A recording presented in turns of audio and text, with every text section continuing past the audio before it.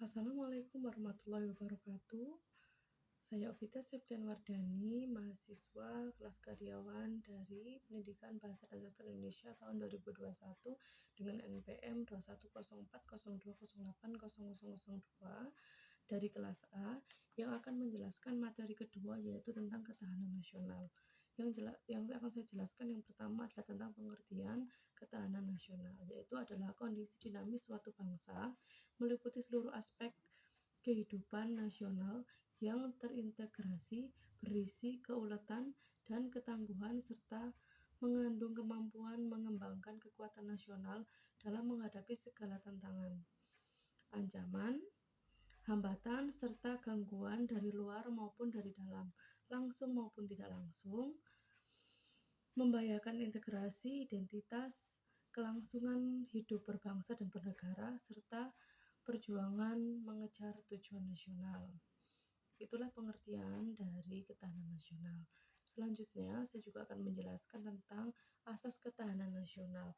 Asas ketahanan nasional Indonesia adalah taat laku berdasarkan nilai-nilai Pancasila, UUD 1945, dan wawasan Nusantara yang terjadi dari yang pertama adalah asas kesejahteraan dan keamanan, yang kedua asas komprehensif integral atau menyeluruh terpadu, yang ketiga adalah asas mawas ke dalam dan mawas keluar, yang terakhir adalah tentang asas kekeluargaan.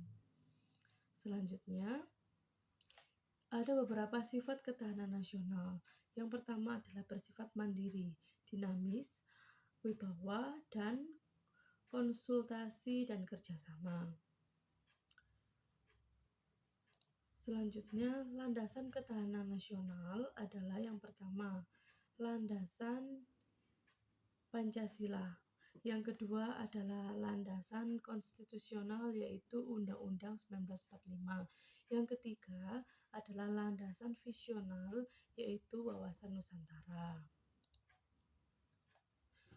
Pokok pikiran ketahanan nasional yaitu adanya manusia yang berbudaya dan adanya tujuan nasional, ideologi negara, dan falsafah hidup bangsa. Selanjutnya adalah kedudukan dan fungsi ketahanan negara. Ketahanan nasional adalah ketahanan nasional merupakan suatu ajaran yang diyakini kebenarannya oleh seluruh bangsa Indonesia, serta merupakan cara terbaik yang perlu diimplementasikan secara berlanjut dalam rangka membina kondisi kehidupan nasional yang ingin diwujudkan.